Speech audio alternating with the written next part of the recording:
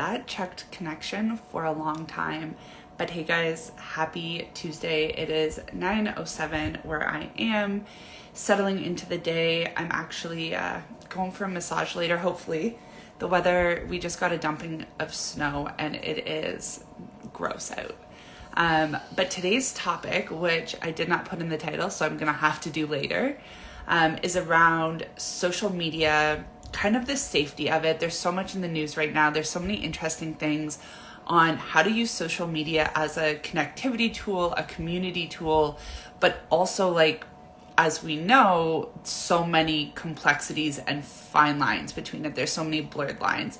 So I thought, hi, it's so good to see you. I just thought we need to have this conversation, right? Because so many of us, our businesses are online, right? We're on Instagram, we're on TikTok, we're doing the things. Oh, hey, Anne. And I think there's this movement, this idea of, actually Anne is who inspired me for this talk today, but there's this movement of taking back control of your social media, right? And yes, we can talk about, I'm sure there are different people who have access to our information, but we've had Facebook since 2007 and they already have your information. That's my belief. But it's what you do with this, right? How are you fostering a safe community for people to find you online? How are you fostering intimate, real relationships and not perpetrating or worsening a lot of the scenarios that are online and a lot of the dark side of that's online? Oh, hey, Lindsay. Hey, Clay. And it's this community piece to me that is what makes social media a lasting thing.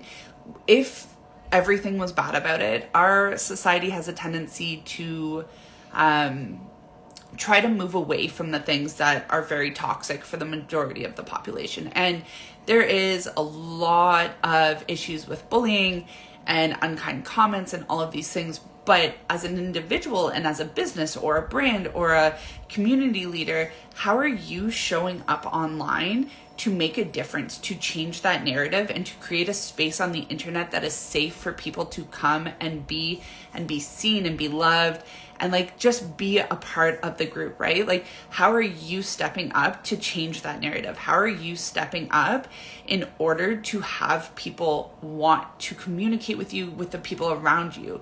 If we are spreading hate, if we are spreading unkind messages or shame or all of these things, like if this is what we're showing up and doing, of course the internet's going to be a toxic place because you're putting yourself in the middle of it. And by commenting and like perpetrating and like getting into it, like we're not trying to Donnybrook on the internet, guys. Like most of us, at least the people I know, like we're millennials, we're Gen X and above, like we're not in high school. And it may sound harsh, but like there's so much stuff that just feels catty or mean, like just mean. I saw there's a woman I follow on YouTube and she's lovely.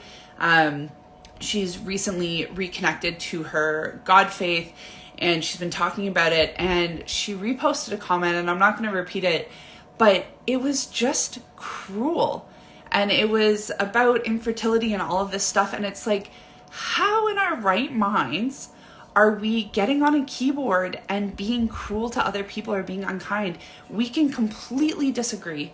We can not see eye to eye. It can bother us. It can annoy us. All the things. Don't comment. Scroll past. It's okay. And I think this is a big thing when you talk about like kids in the online space and all of this. If we as adults are not listening to our own guidelines and our own rules and fostering a place of community and safety, how can we expect our kids, our nieces, our nephews, our cousin, like how can we expect that generation to understand what is okay and what is not? And I feel like that's the biggest thing I've like seen as becoming a parent is like when you see kids who are struggling to find nice interactions, it's not their fault. Like kids don't know better. But then you meet the parents and you're like, that makes sense. That makes sense. That is literally what the internet is. The scroll past and not feeding the energy of the garbage is so huge. Yes. And I feel like we're emotional beings, right? Like as humans, like we have emotions. That's like, it's a real thing. And so we can often feel like we need to rectify or change the situation. And I definitely believe there's a place for advocacy, but advocacy and feeding into it are two completely separate things. We can speak up and have our voices heard and amplify the voices of other people who need to be heard. We can speak up for our beliefs and what we think is morally wrong and right. Absolutely. There's a way to do that without attacking other people. But there's also like, if you don't agree with something, like that's okay. That's fine. Like you don't need to prove your point. And I think this is like the whole thing. Not everyone, but it's easy to fall into approving energy online, right? Because we are comparing. We are seeing what our friends are posting and talking about. We are seeing what other businesses and brands that we do similar things to are posting and talking about, and how they set up their pages and how they set up their communities and all of these things. And it's great to be inspired. But when it comes from a place of ick, I guess is the word, like if it's making you feel anxious or making you feel like, I don't know, like tense, I can't think of the word, but if it's making you feel not good, let's put it that way, that's when you need to step back and just like evaluate, take a breath. I do it with my toddler. We do, if she's having a moment, I'll be like, do we need to take a breath? And then we'll take a breath together. Or if mommy needs to take a breath, I will take a breath and then she will start to do it. And it always gives me a good chuckle, but it's like, why can't we do that when we're online, right? And the Divine Witch. So she's doing a social media course right now, and I am so freaking excited. But she said in our last call, it was around, now my brain's blanking, Anne. That's super helpful. But it was around this idea. I'm going to take a sip and try to figure it out. That is the beauty of live videos.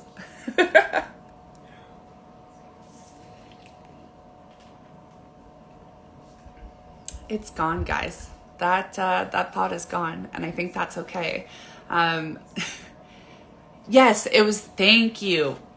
It was about being the change, right? So when I'm with my toddler and I'm taking a breath because I'm overwhelmed, that's not her fault. She's doing her best, right? And I believe everyone, I'd say 98% of the population is not intentionally being malicious. I think they have been taught what they know. I think the people in the crowds that they run with is what they know. And I think this is what they learn to believe, right? Because if it's around us all the time and that's what we're told is truth, that is what we know to be true. So then that is what we share. And there's a level of education and wanting to understand, absolutely. But at the end of the day, we can't change someone else's core beliefs and values. That's not our job, first of all. And it's not on us to change, but to create the spaces for people who don't feel safe with those people to feel safe with us in our communities and the people we interact with, right? Okay, I'm just going to read Lindsay. Yes, that's exactly it. So human design, you have defined and undefined centers. So Lindsay's talking about her defined heart, which is, I have an undefined heart. And defined hearts are definitely, they're there, like they're confident, they know their stuff. But she's talking about kind of not having to fall into that proving energy. Is she trying to prove a point, or is it in alignment with her desire? And that's it exactly, right? As business owners or brands or digital creators or anything that's in the online space, are we making decisions to prove our knowledge, to prove our worth, to prove you should spend money on my products, like these kinds of things, right? Like we want to make a living. I assume you're making a business for impact and to change things and not just for money. So when it comes to the marketing aspect, are we trying to prove something, or are we just showing up and sharing value and sharing what genuinely sets us on fire, and having the results from that? And that's like a really hard thing. That's not an easy thing to go back and forth between, right? Because it's human. Like we can be feeling really good for like 2 weeks in a row, and then something can kind of make us wobble. And then all of a sudden we start to get in our heads. Feel the same, Lindsay, as a similar. Yeah, the 6th line. Love how our generation raising kids that have more emotional awareness and are comfortable. Yes, Jen. So Jen, along the way doula, was my doula when we were having Bowie. Seriously, she's freaking incredible. I don't think I can swear on lives because I don't want to get flagged. But that's the thing, right? Having emotionally aware kids is hard. Like gentle parenting, that whole movement, it's hard because most of us were raised with, even with awareness and even with love and kindness and all of that. It wasn't normal in the 80s and 90s and even early 2000s to like want to talk about our feelings and have a meltdown in public, and like that to be okay because you're experiencing big feelings, and it can be really triggering.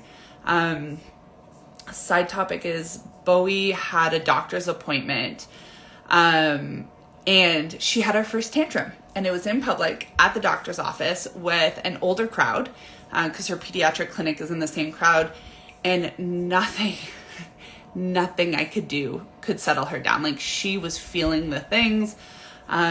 We ended up kicking over our stroller and running away. Thank you for coming.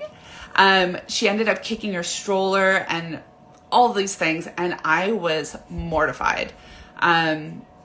But she was having big feelings. She was feeling stressed. She knows the area. She gets a little stressed out about it. The usual things that calm her down weren't feeling supportive, weren't feeling comfortable. And so when she kicked over the stroller, it's like all of a sudden there's just this release.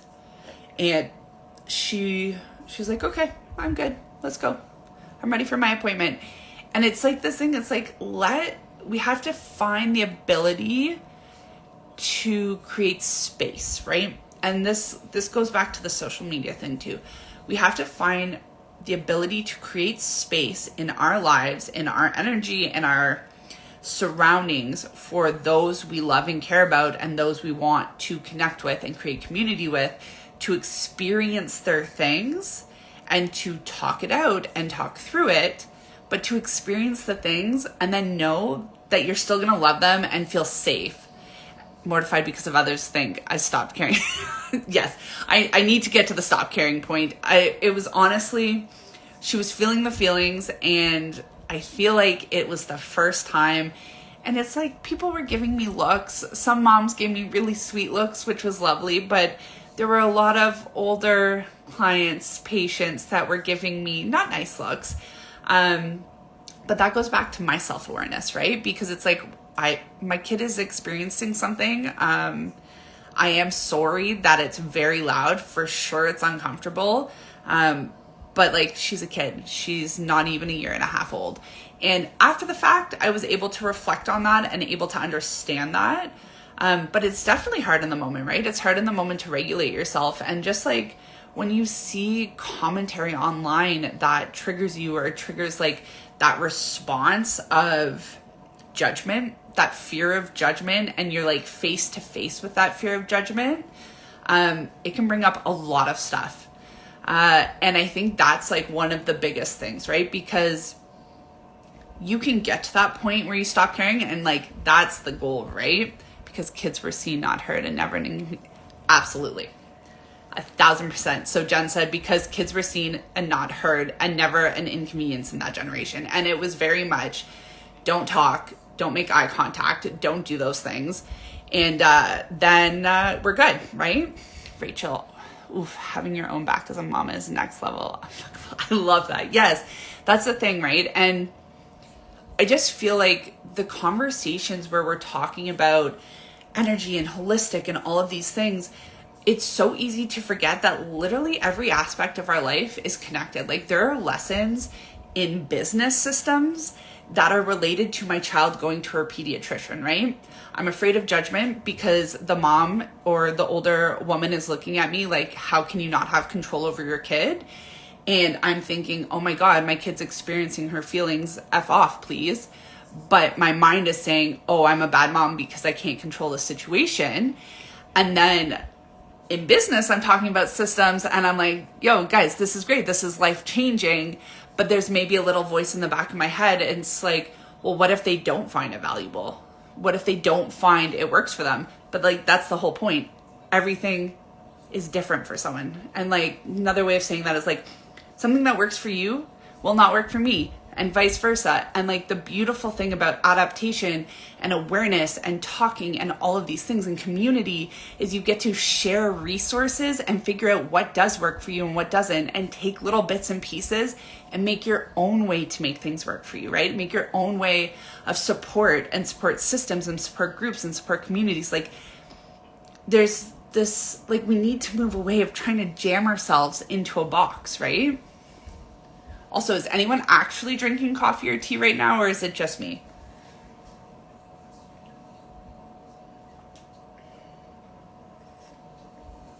Okay, so I feel like I've ranted a little bit. I'm in Durham region. I'm just outside of Toronto. So we got a good dumping of snow, and I don't know if you can see it here. You actually can. That's crazy. Okay, Lindsay, protein shake, I'll take it. It's good. Did you work out this morning? Yes, Jen, thank you. So for me, hot water, because that's how I hydrate. I love that. So I actually found, Rachel, hot water, when I drink cold water in the morning, I get really bad heartburn. So I've started to drink like warmer water, and I've noticed a massive difference. And I never even knew that was a thing. So one of my self-care things that, again, support me to sit at the computer all day, move around, do these things, is massages. So I see an RMT, she's local, she's freaking incredible. But you can see I chronically have different levels of shoulders. Like, it's a thing. And I haven't seen it in the last couple of weeks because of another snowstorm. So I've decided, no matter what today, even if it takes me half an hour to drive 5 kilometers, I am making it there, as long as she's open. So I'm going to wrap up this call now so I can start to get ready. But thank you guys so much for joining me live.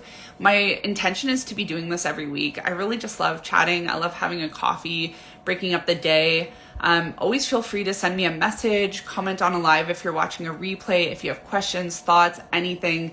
This is an open dialogue. I am completely wanting to hear your ideas, your thoughts, your perspectives, your opinions. Like, this is what we're doing. We're fostering a safe place to have differences, to have conversations.